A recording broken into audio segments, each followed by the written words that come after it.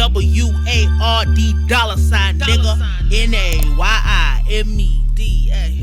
You know, I had an episode of Paranormal Pentivity and an episode of The Dark Side of Songwriting filmed, ready to go to their respective channels. No sound. Pissed me off. Welcome to my channel, and hopefully you can hear this. My name is Nayim. I am your host, and today, we have to speak honestly, and we have to be objective, no matter how a person may handle their business. We just talked about Finesse2Tymes the other day, but I have to be 100% about this situation with him signing that 10-year-old from Memphis. I'll just say everything I gotta say, and then we'll put the boring business stuff at the end for the people who care about the boring business side of signing a 10-year-old child. Let's just be honest. Finesse2Tymes came out and said that y'all shouldn't be upset because this child is around a bunch of men. His daddy is dead. His mama is on dope. He was running the streets. XYZ. Everything that a person would possibly think a child should not be living as, right?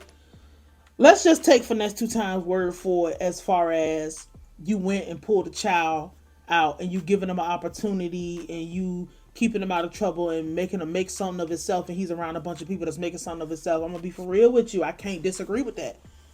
Because we're really in this society, bro. Like, when we have a child that is at risk, you're not gonna walk into a lot of, especially young boys, because that's not a man by a long shot. Like, young boys, if they're really about being in the streets, they jump into the street at that age. 10, if you can live, you're gonna be a legend. So it's like, for somebody where you from to see what you got going on and know that you was acting like this and all on out with your shirt off and acting like a grown man and all of this stuff, this is stuff that actually really does happen. This isn't a fairy tale or something that we've never seen. This is something that does happen.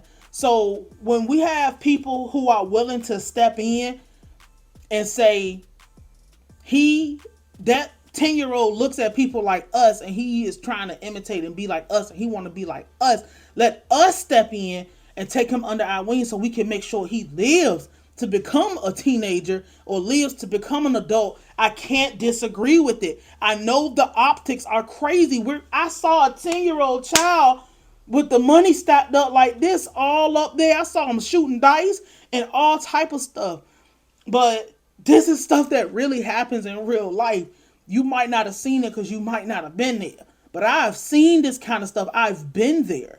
So it's like, you're not going to send nobody down there that's look like Martin Luther King doing all that preaching to somebody who just want to rip and run the street. Because if that's already inside of them, it's already there and they're going to do it. Whether they do it under the guise of people who are not going to let them rip and run, and you could just come over here and kind of pretend to be doing what you're doing, but this is about business, and we're going to teach you about being a grown man, whether you agree with what a grown man is or not. That's the thing. We got this thing where you want to fight about what a man is, or you want to fight about what a woman is. It's like, you don't have to agree with a street nigga being a good role model to a 10-year-old who wants to be a street nigga. You don't have to agree with that, but you're not gonna tell me that if you came in that bitch with a suit and a bow tie on, that fucking 10-year-old would listen to you, because you know they fucking wouldn't. He wouldn't listen to, his daddy's dead. So if we're taking what Finesse2Tymes is saying at face value, so there is no father there. So there is no grown man there to tell this child what to do and put a handle on this child. Mama is on dope, according to Finesse2Tymes. So she's not no good. She's tainted. She doesn't give a fuck about the kid. So all the kid has is the people that the kid look up to. If your child decides that they're going to look up to Finesse2Tymes and people that are like Finesse2Tymes, and they're out there running the street, and they're out there ripping and rolling and doing whatever else that they're doing, you're not going to send the preacher in there to say anything to the kid. The kid don't give a fuck. We have to be honest about it. I would rather see that, and this is so, I feel like this is just such an unpopular thing to feel and an unpopular way to look at it. I mean, not that I care, but it's like, it's such, because it's only because the optics are crazy. But I would rather somebody with something going on and somebody with some resources take that child in and keep them off the street and teach them, whether you believe that being a rapper is something that's attainable or achievable or whatever. And we're going to get to the boring part. Don't worry about it for my people who just come here for the business and stuff. But I would rather see a child that is, because we don't call children bad in my household. We say that they might be at risk and they need to be put back on the right path.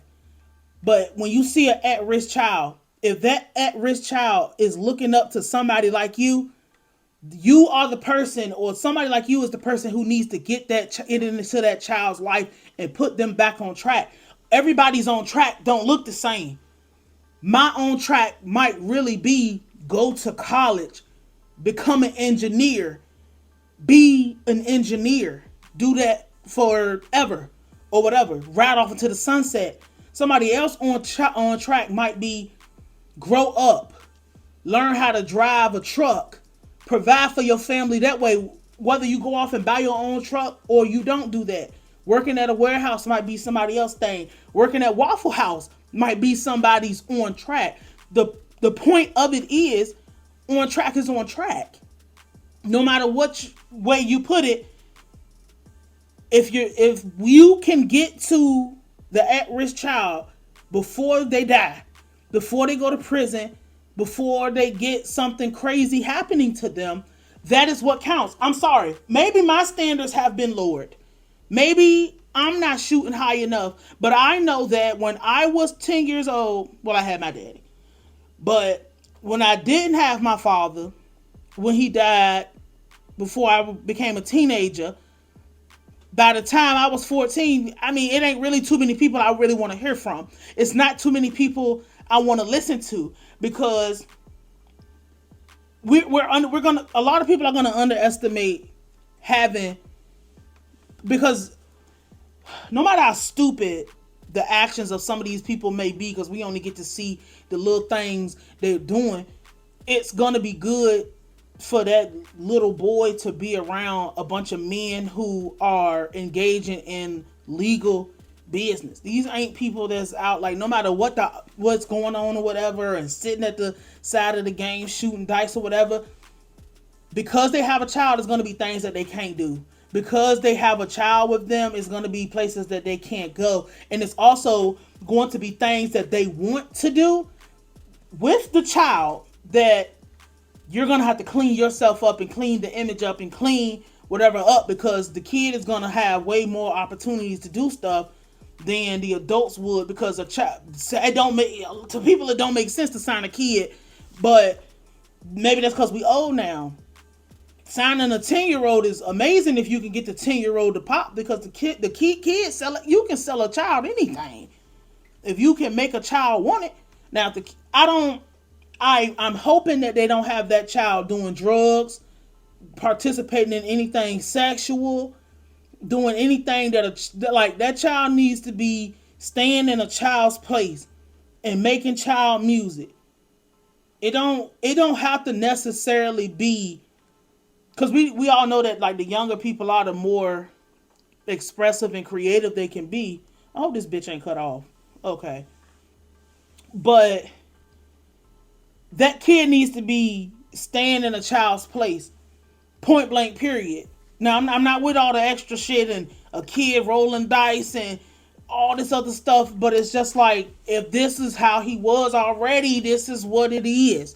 So I would rather him, again, it makes sense for him to be around people who can maybe teach him how to handle his emotions, teach him how to cope with the loss of his father, be a father figure to him, teach him about his mother being on dope and how, you can persevere through that.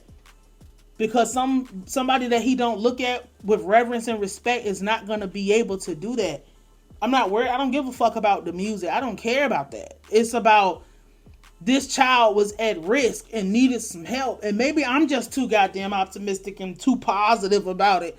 I don't think it's hard to be like, because I understand that people are like, bro, this is a 10-year-old acting like a grown man. I saw Gloss Up. She's over there on QC and she's like, we raising young men. And like, I agree with her. I agree that this child shouldn't be doing this. But if this child was already doing this by the time I found this kid, the best thing I can do for this kid is remove him from the environment. And maybe he'll grow up and take shit a little bit more serious. You know, I don't believe that everybody, and again, it just might be this sweeping wave of optimism over me, but I don't think everybody around that little boy is going to be ignorant forever. I hope not. If not, then he'll suffer the same fate as every other child that's like that. It won't last long. He'll be out of here soon enough. But we don't want that because this is a 10-year-old. This is a little kid. You know, the motherfucker probably ain't big enough where he still need a car seat or some shit. Like, he can't even ride in the front seat in this state. So it's like, I'm sorry. I'm sorry. I'm gonna go ahead and apologize. I don't really be about apologizing for stuff, but I'm gonna apologize to anybody who feel like this is a bad thing. I feel like it's good. I feel like, fuck it. It is what it is. At least you took him out the street, put some money in his pocket, teaching him something. Hopefully you teaching him something. But it is what it is. As far as the boring business side of this, bro, this kid will be able to be, if they can clean him up, they're going to have to clean him up because it's not going to be all that rah-rah gangster bullshit. You know, we can't have that. Like, we can't have a kid toting guns and doing all this crazy shit unless you was trying to spin it as a child safety type of firearms training or something. You know, something just wild and outlandish. But we know that's not going to come from them. The kid will be a child, somebody that young. He could really go until he's like 26, 27 years old. Especially if he gets himself a writer or something like that. Because he can go to kids awards. He can sell children's products. Get on children's shows. Go help other children. Because other children that want to be like him and see him. And he'll be like, nah, man, we got to do something else. But it's like, again, just going back to it, man, he's 10 years old. So it's like, ain't really too much to expect from a 10-year-old who was abandoned. It's really, everything's going to fall on the adults that's around him. And that's just where I'm at with this. I'm trying to get my shit together. Because I got a new intro from a new show already. We're going to try to get some episodes of that filmed out or whatever. And hopefully I can get my other episodes together. So I had to come talk to y'all about this. If you want to hear about Young Miami, let me know. I think the whole fraud. I'm going to be for real. But anyway, yeah. Hopefully it'll work out for the child. If it don't work out for the child, will. Anyway, my name is Nayim. I will holler. YIMEDWARD $, nigga. NAYIMED.